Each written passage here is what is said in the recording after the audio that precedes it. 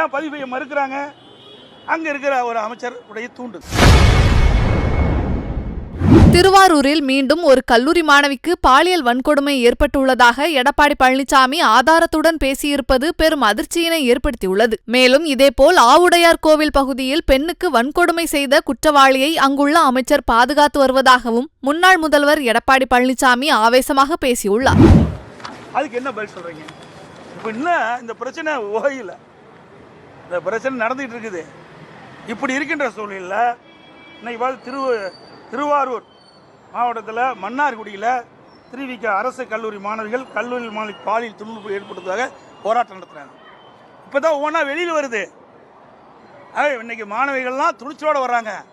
ஆனால் வேண்டுமென்றே திட்டமிட்டு இந்த அமைச்சர்கள்லாம் இந்த ஆட்சி மீது பழி சுமத்தப்பட்டு விட்டது.